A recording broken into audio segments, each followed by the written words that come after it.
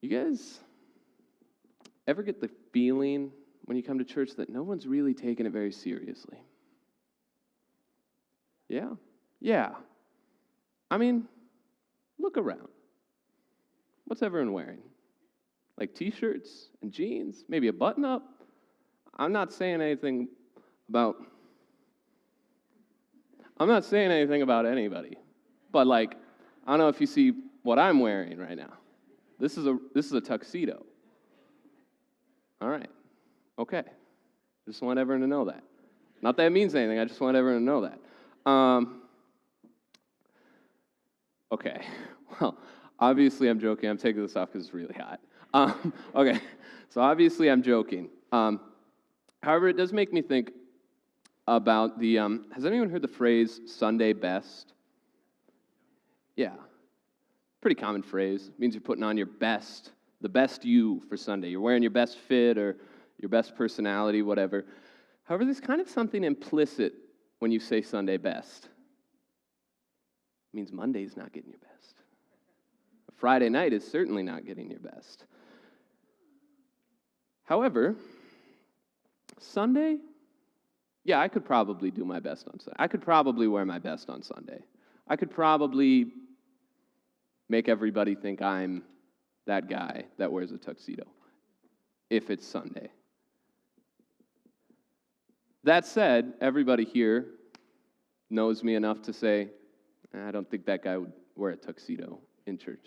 I just don't think it would happen. Unless you actually are new, in which case you probably just thought we were a Baptist church. Nothing wrong with that. But the only time I ever actually wore that was for my wedding. But we're jumping into John now. John chapter 12, verse 1. It starts off 6 days before the Passover. Now, for any of you who are unaware, we've been going through the Gospel of John for the past several months. We've reached John 12, which is actually a common turning point in John. This is where it switches from part 1 to part 2. Now, part 1 is commonly referred to as the Book of Signs.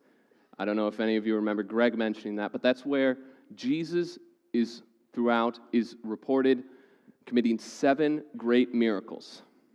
Now, it's not called the Book of Miracles, because these 7 miracles, although miraculous and wonderful for the people they happen to, that's not their chief purpose.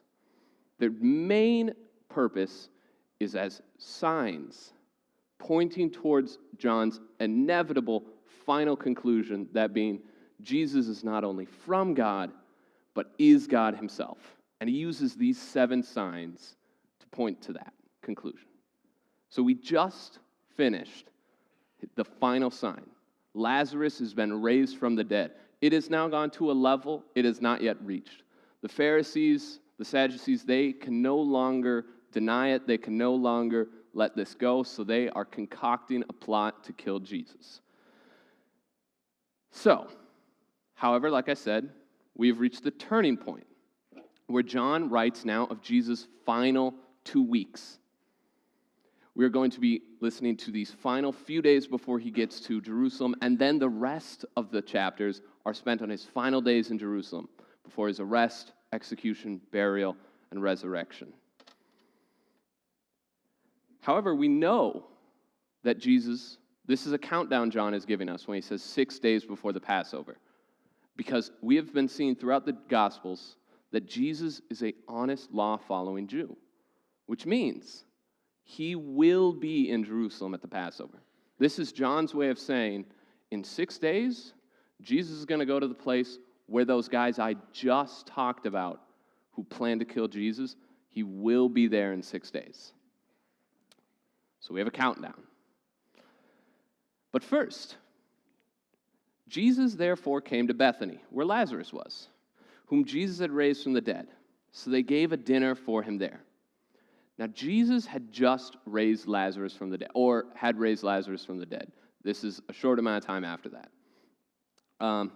And now Lazarus is hosting a dinner party for Jesus. I mean, this is not surprising. He did raise Lazarus from the dead. Of course, he would be more than happy to host a dinner party for him, of course. Still, this verse is oddly exciting for me to read through because it makes me wonder. There's some verses in the Bible that just make me wonder, I wish I could have been there to listen to the conversations at that dinner table. Like what it would have been like. I just imagine Jesus talking with his disciples while Lazarus just stares, dumbfounded, like, hold on a second, that's my really good friend who I had no idea could raise people from the dead, and now he raises me from the dead, and now he's eating dinner with me. I mean, it's just crazy. So, continuing on, we get two words. Continuing on, verse 2, Martha served. Now, I feel like we need to talk for a little while about Martha. And don't worry, we'll get to her sister soon enough. But I feel like Martha sometimes gets a bad rap in Christian circles. Sometimes, well, backpedal for a second. We all remember the story about Martha and Mary before Lazarus died, where Martha is in the kitchen, cooking, cleaning, working very hard, and her sister is sitting there at Jesus' feet listening to him teach. Now Martha, irritated because normally the workload is shared between them, comes up to Jesus and says, Jesus, tell my sister to come help. Now, Jesus unexpectedly rebukes, well, we would expect it, but in the time it was unexpected, Jesus rebukes Martha for this, saying, your sister has chosen the better thing, not the right thing, not implying that what Martha was doing was necessarily wrong, but just that Mary had chosen the better thing, listening to Jesus over serving dinner and doing the dishes. And yet, people only ever talk about her sister, Mary, despite the fact that Martha is seen serving. Now, I'm not trying in any way to undermine what Mary's going to be doing. Don't worry, we will sing her praise well enough when we get to her. But I just want to take a moment to acknowledge what Martha does. Now, hard, honest work in the service of others is something that not only the Gospels, not only the New Testament, but the whole of Scriptures continuously says is a good thing, that this is something we should strive for, that it is a serious virtue, that God is pleased when people are working in the service of others. So the only thing we get from Martha after she's rebuked by Jesus is she gets back to serving. And it makes me think of a problem that plagues a lot of churches. Now, Mary, where am I? They're the one. Yeah. So Mary, in service of others is praised throughout the Scriptures. Honest work in service of others is a good thing. Martha is doing just that, and yet people only ever talk about her sister Mary. Now, undermine Mary, but sorry. Blah. Guys, it's really hot in here. Hold on a second.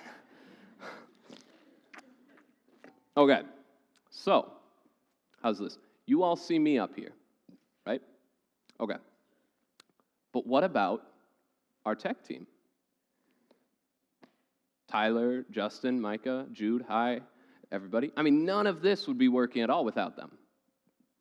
Our worship team? I mean, I can't even play a single instrument, and that's just incredible. And what about our people right now volunteering in nursery? They're not able to sit here. They have to spend their time volunteering in nursery. I mean, those are the people. They're working hard. They're serving. And what about Amanda and Eric? I'm pretty sure our building would explode if they weren't here, or something equally terrible would happen.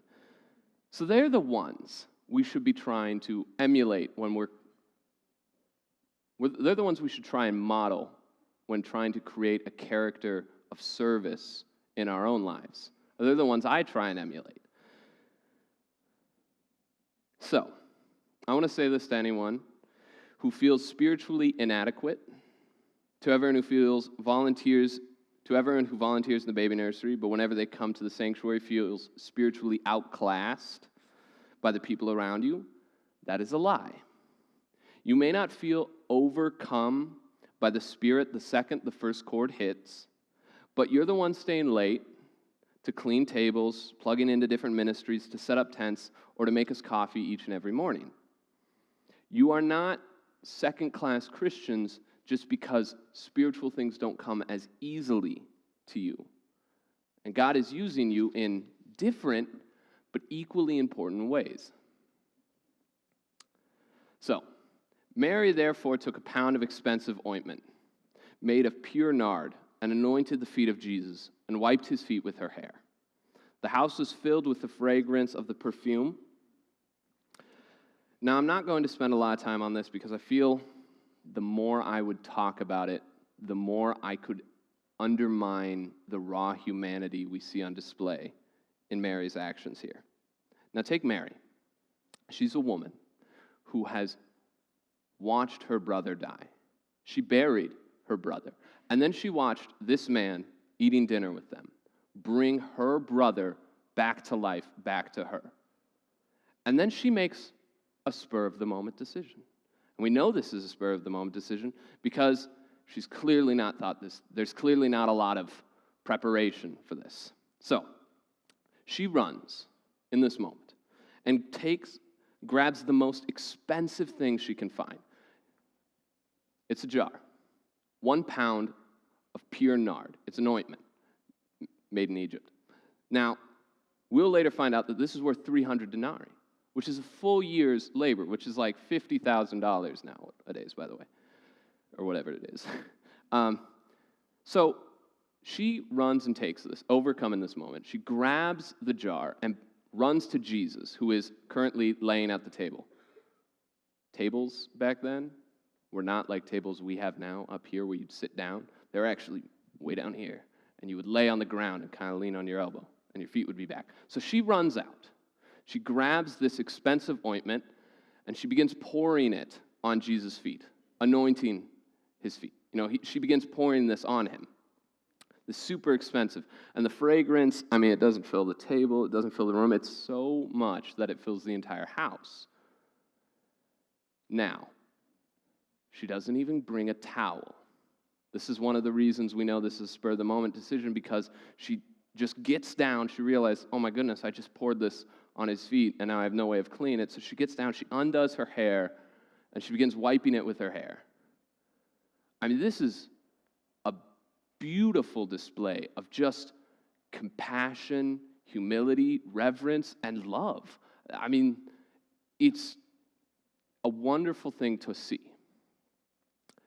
And as Christians, we can get a bit weird about this stuff and treat it like, oh, it's kind of beautiful, but it is. But we also can sometimes miss the point that it's degrading. This was humiliating. This was weird. And more than that, it was really inappropriate. I will not draw a modern counterpart, but whatever you're thinking is probably that. If it makes you go, oh, I'd be really uncomfortable if that happened in front of me, that's what it was like. This was not something that you would go, oh, this is beautiful. This is something everyone would go and look away from. This is inappropriate. This is scandalous. This is weird. So, she begins wiping her hair and cleaning off Jesus' feet. Now, I would like to say piety is not bad. Piety is a very good thing, and it can be something we are called to. But in this moment, is Mary being pious? Quite the opposite. Mary is in this moment not only humbling herself, she's humiliating herself. She is taking on the role of the lowest servant, using the thing that is most precious to her, her hair. That is the woman's most virtuous, most incredible thing, to wipe what is seen as the most unclean part of the body, your feet. What is seen as only the lowest servants would touch that and wash that with their hands. And yet she gets down and she wipes with the most precious thing she has. Sorry. She does that. And this is an example of love that doesn't care if it's weird or if it's like, oh, that's kind of an awkward thing to do. This is an example of love that we should try and emulate in our own lives. A kind of love that isn't afraid to make people uncomfortable. For God's sake, of course. But Judas. No good sentence has ever started with, but Judas. But Judas Iscariot, one of the disciples, he who was about to betray him, said, "Why was this ointment not sold for 300 denarii and given to the poor?" He said this not because he cared about the poor, but because he was a thief, and having charged the money bag, he used to help himself to what was put in it. Notice Judas's gut response to witnessing this act of compassion, to witnessing this act of humility and reverence. Does he say, hey, I'm mad because I wanted that money? Hey, I'm the bad guy? No, he says that money could have been used for the poor, given to the poor. I mean, he's kind of right, isn't he? Like, I read that and I'm just like, that's a lot of money. Could have been used for the poor. Now, obviously, we know Judas's true intentions were not that selfless. Obviously, he was thinking only of himself. However, in that moment, if you were there and you were not knowing any of the future events that would shed light on Judas's intentions in this moment, would you be convinced by this? Would you witness this act of love and be like, oh, Mary, I really see where you were coming from this, and that's great. But that's a lot of money, and that really could have been used by the poor. Would you be on Judas' side? See, we're often prepared for attacks to come at us from up front, when our defenses are up, when it's Sunday morning, when we're feeling really spiritual. But that's rarely when the devil chooses to attack us. It's normally middle of the week. Church is the furthest thing from my mind right now. I haven't prayed since, I don't know, Sunday, and I'm just not even thinking about that. My defenses are completely down, because that's when you're vulnerable. And I think we need to be consciously more aware of wolves in sheep's clothing. I mean, even Satan himself disguises himself as an angel of light, right? Nothing's going to turn you to God faster than seeing a big scary demon. So it's those secret attacks, those attacks from behind, those attacks from within. Those are the ones we need to be wary of. Those are the ones we need to be prepared for. To be ready to listen to what people will say, but have a critical mind to say, that sounds good on the surface, but what are your motives? What's implied by that?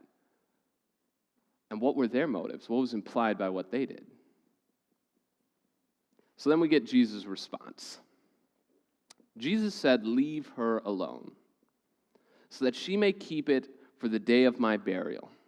For the poor you always have with you, but you do not always have me." Jesus' response, leave her alone. I don't know about you, but that's the kind of God I want to worship. That's the kind of God I want to say, yes, I want to be on your side. The God that when you try your best for him, that whatever you're doing for him, you do it in love. Even when everyone tells you, that's really stupid for believing that, or even when everyone tells you, oh, I get where you're coming from, but that's wrong. Now, we need to also be humble and willing to admit, wow, maybe I actually was wrong. But we also need to remind ourselves that God, he doesn't really look to see the outcome of what you're doing. He's looking to see what your heart says in that. Why you got up there and volunteered for that, even if you completely botched the whole thing. But God will say, I saw you. I see where you were coming from, and you were doing that for me. And that's why God would say, leave them alone. Leave them alone, they're mine. And that's the kind of God that just excites me at the thought, that's the God I want to worship. So he turns and says, leave her alone. But about the keeping it for my burial, for the day of my burial. Now, there's a reason many Jewish families kept ointments such as that in their homes for funerals to mask the smell. It may have even been used in Lazarus' funeral, probably was, but it will certainly be used in Jesus' funeral. She had no idea when she was grabbing this that she was grabbing the ointment that she would be using to anoint his body for burial. But then Jesus says, you'll always have the poor with you. I mean, that's true. We still do. But you will not always have me physically there with you. And I think we should be reading into this that Mary has once again chosen the better thing. Not that giving money to the poor is wrong, not that working in service of others is wrong, but just that in that moment, she was able to discern and find what the better source of her time, her investment, her devotion was, and it is Jesus.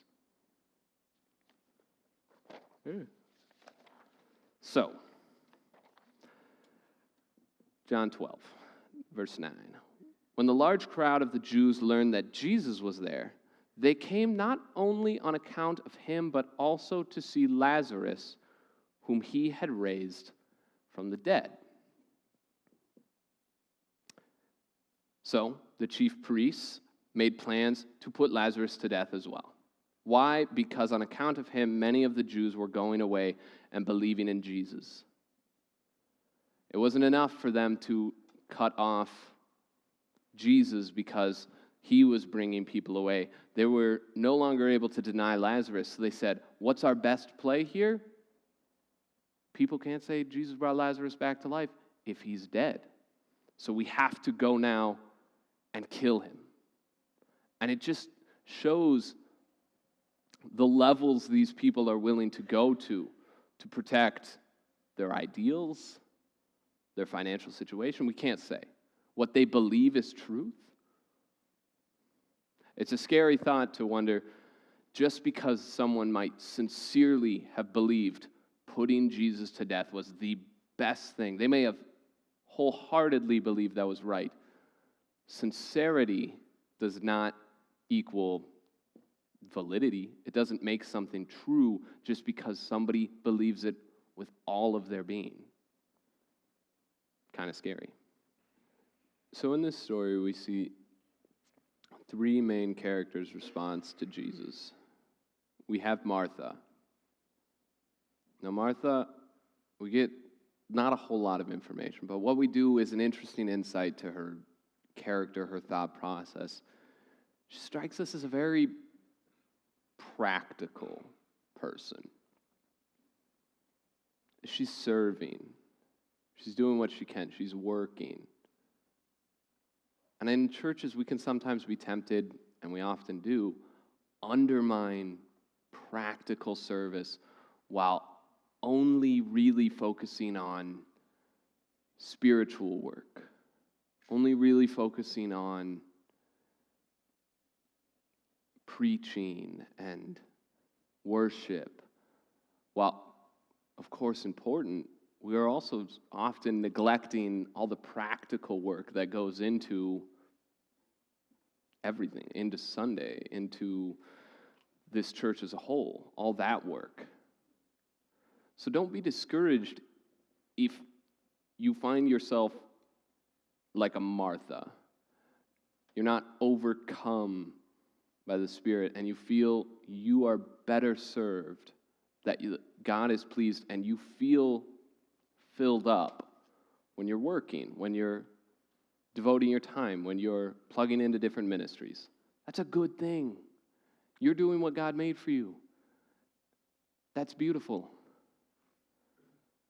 Of course, we then have Judas, who he fakes it probably pretty well. I bet some of the disciples were like, yeah, those poor people, they need the money. But Judas, he's not working for Christianity or for Jesus. He's using Jesus.